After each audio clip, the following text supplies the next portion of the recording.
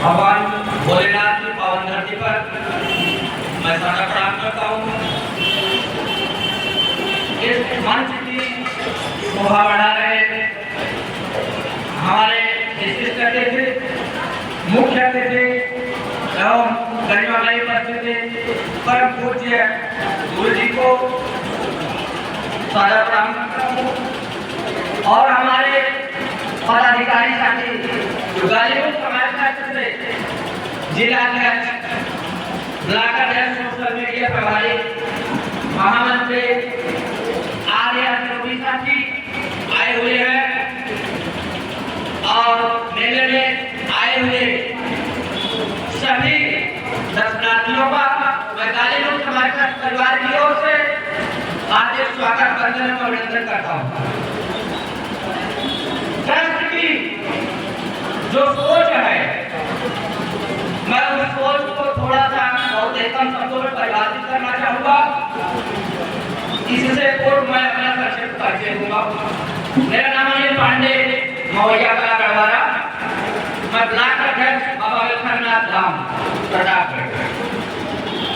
गाली मुक्त समाज जैसा कि शब्द से ही प्रतीत होता है कि इस ट्रस्ट का उद्देश्य समाज से गालियों को दूर करना है।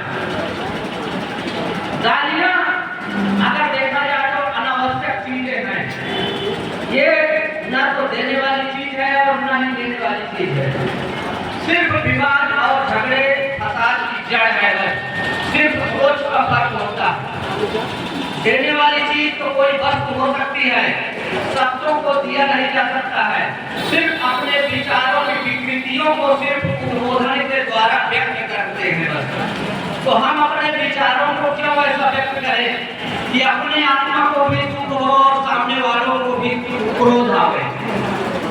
क्रोध की उत्पत्ति जो होती है वो कहीं न कहीं पाप का और नाश का कारण होती है। तो हम उस नाश के कारण को न बनने दें और अपनी सोच को स्वच्छ रखें और अपनी वाणी को साफ सुथरी रखें। माँ सरस्वती की वंदना, देवी माँ की पूजा अर्चना, जो भी हम देवी देवता की पूजा अर्चना करते हैं सिर्फ जबान एक ही होती है। अपनी जीवा को यदि हम गंदी कर लिए तो विचार करने की बात है कि क्या वो जीवा वह जवान पूजा के योग्य रह क्या नहीं रह जाती है मित्रों। इसलिए मैं अपने संस्थापक जी को बारंबार प्रणाम करता हूँ जो ऐसी सोच को उनके विचार को आए कि ऐसी सोच को समाज में फैलाया जाए कि लोगों को गाली से दूरी बनाकर और स्वच्छ और सुंदर समाज में निर्माण करके अपने लोगों को सभ्य और सुंदर बनाए।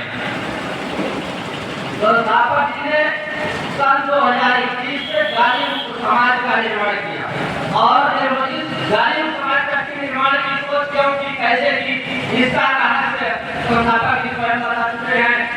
उनको कहीं गाली मिली, शिव जी की कहीं स्थापना कर रहे थे और उनको उस जगह से गाली मिली, तो उस गाली को ही समाज से निकालने के लिए, फाड़ फेंकने के लिए संकल्पित हुए और इस सोच को निरंतर हम आप जैसे साथियों के सहयोग से लगातार इस समाज में कार्य करते चले आ रहे हैं। और यही नहीं कि हम लोग ऐसे ही कार्य करते हैं कि भैया गाली मत दीजिए, गाली मत दीजिए। समाज में पीड़ितों को, शोषितों को, जरूरतमंदों को इस ट्रस्ट के द्वारा लाभान्वित भी करते हैं। छोटी छोटी धनराशि सहयोग करके हम जितने साथी ट्रस्ट में जुड़े हुए हैं अपने यथाशक्ति यथासंभव सहयोग करते हैं और उसी सहयोग से, उसी राशि से 3 वर्षों में सदर ब्लॉक में बालिकाओं के लिए निःशुल्क सिलाई प्रशिक्षण केंद्र चलाया गया। चक्करतोड़ में, जगदीशगढ़, छतरपुर में बालिकाओं के लिए निःशुल्क सिलाई प्रशिक्षण केंद्र चलाया गया।